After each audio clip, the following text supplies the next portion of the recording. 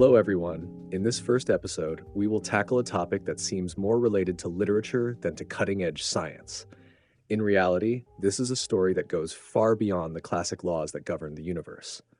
Quantum physics and the most daring theories are tied to this story, but they will only be revealed at the end of the second part. Yes, because what we are addressing today is only the first part of an incredible story. At the beginning of the interview, Gianluca Lamberti from the channel Facciamo Finta Che asks the author Stefano Reali why he dedicated decades to studying Giovanni Florio. Reali responds that this study continuously presented him with twists and turns. He emphasizes that everything he will say is public and verifiable, but a veil has been drawn over it by the institutions. Florio's story has been well known for 5 centuries, but it is never talked about and has been erased from communication. Reali then tells that at the end of his studies, he wrote a screenplay for HBO based in Spain, and then a book titled Shakespeare, Enigma. Stefano Reali highlights that the story of Florio that we are about to hear speaks about us, the people of today.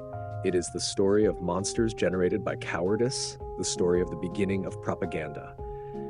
Before the invention of the printing press, there was no need for power to resort to propaganda. Reali then begins with the story.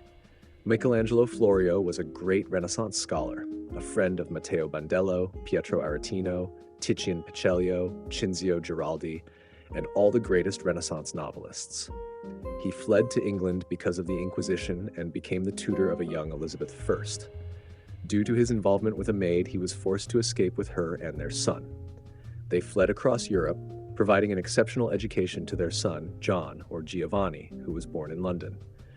John fled with his father to various cities in Italy, France, and the rest of Europe. At that time, theater existed only in courts, performed by nobles for their high-born friends, but in England, it was a very profitable activity. England did not have the Inquisition, but the theater was a mixture of vulgarity, and the English language at that time had only 8,000 words. John Florio was passionate about theater and wanted to go to London at all costs, where he could turn his passion into a real job. Once in London, however, Florio realized that the English theater world was very closed, and he found no space due to his Italian origins. Florio, despite the ostracism of London authors, managed to find a job as an interpreter and as a pure student at the University of Oxford. He thus became the interpreter for the philosophy professor at the University of Oxford, one of the most intelligent men of the time, and still considered one of the most incredibly gifted philosophers of all time. A 33-year-old Neapolitan who refused to learn English, which he considered a barbaric language, Giordano Bruno, the martyr of thought. And so John Florio, for 3 years of his life, lived in close contact with Giordano Bruno, who soon became intrigued by Florio's literary talent and shared a passion for theater with him. The Globe Theater was inspired by notes from Giordano Bruno. Florio had Bruno read numerous comedies, which he found beautiful. They were all copied from Italian novellas by authors like Bandello and Giraldi. Bruno recognized Florio's talent, but also realized that his surname was cumbersome, and they needed a frontman. John then thought of one of his students, the Earl of Southampton, a young but highly cultured lover of the Italian language.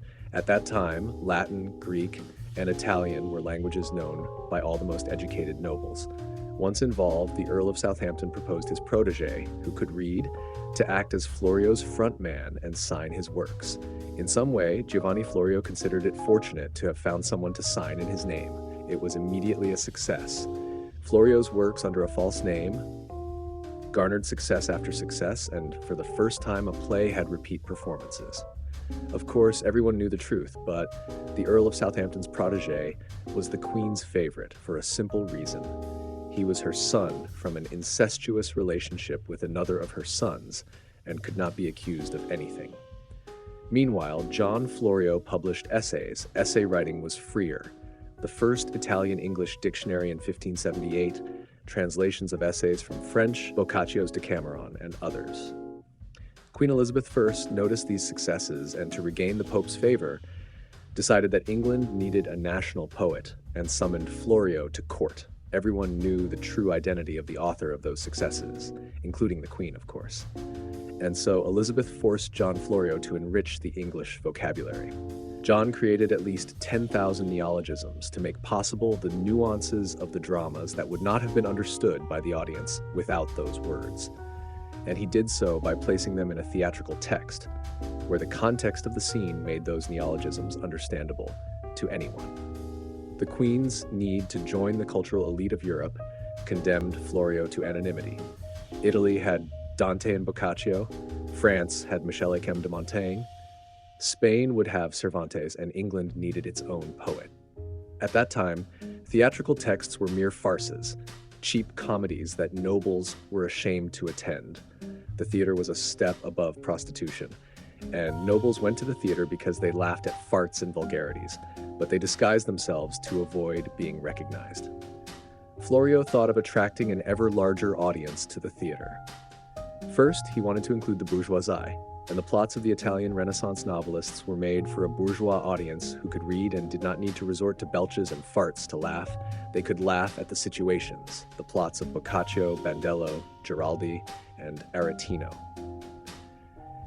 He had the foresight to add an underplot for the servants. Until then, theater plays had a single plot.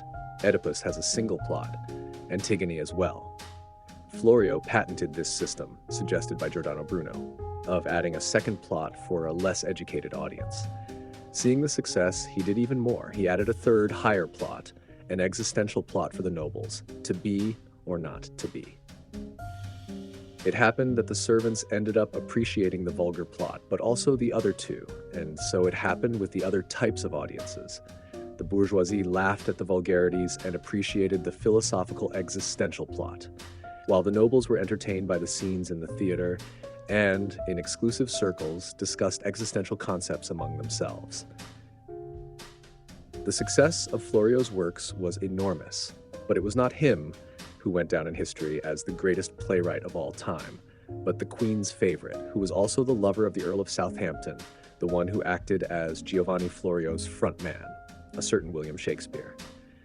And so Giovanni Florio, in just 20 years, made English the poetic language we know today, a language that can be spoken simply by everyone, like Esperanto, but that can be used poetically by those who master it.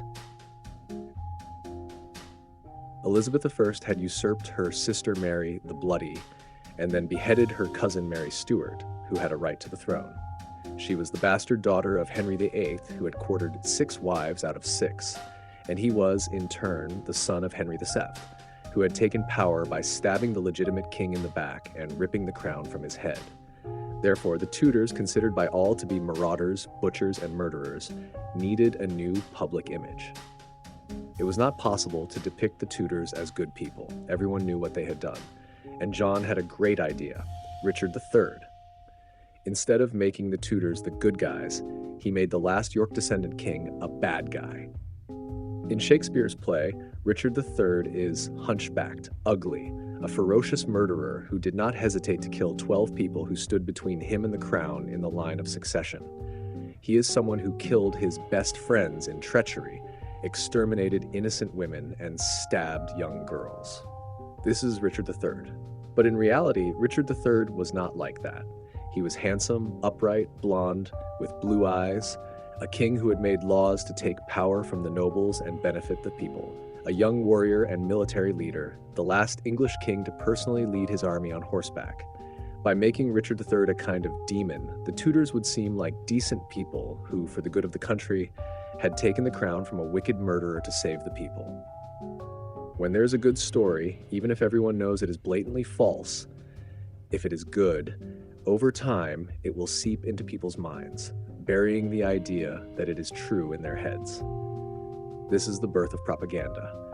When someone with sweet diction and reasoned rhetoric said something in a performance, everyone would say, "That's how it happened. It can't be fake, because it is beautiful. Because if it is beautiful, it means it touches some chords. It means it tells some truths. So, even if obvious falsehoods are said, it is still true from a poetic point of view and enjoyable. Who cares if it is false from a historical point of view? How beautiful it is to believe that something that gratifies us is true." The power of Florio's stories was so strong that it would overwhelm even those who had doubts about the facts narrated. The Anglo-Saxons, from a communication point of view, are 2 centuries ahead of everyone. They had the chance to experiment with the power of spectacle, the power of communication as a vector of alternative narratives to charm, to hypnotize, to make the people docile, and to gain legitimacy that allowed them to commit any kind of abuse. Sure, rulers in the past always lied to the people, but before theater and the press, there was no need to invent a mainstream truth. Elizabeth I knew that paying a poet to lie did not mean paying for his services.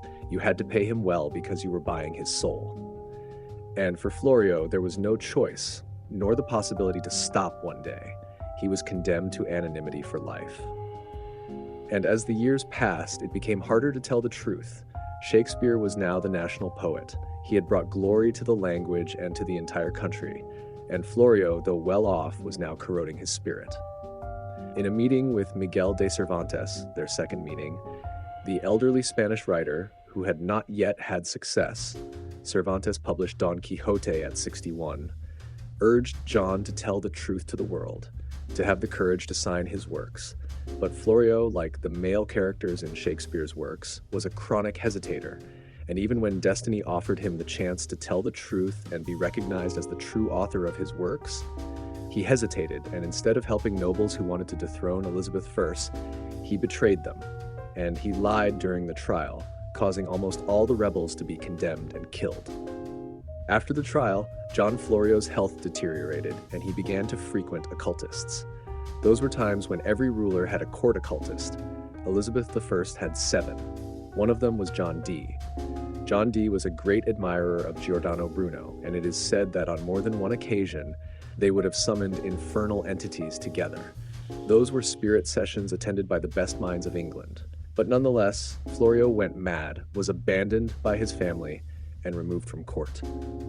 Cowardice generates monsters, and when you do not even take advantage of the opportunity the sky gives you to redeem yourself, you become the monster that will punish you. Florio contracted the plague and was buried in an unmarked mass grave.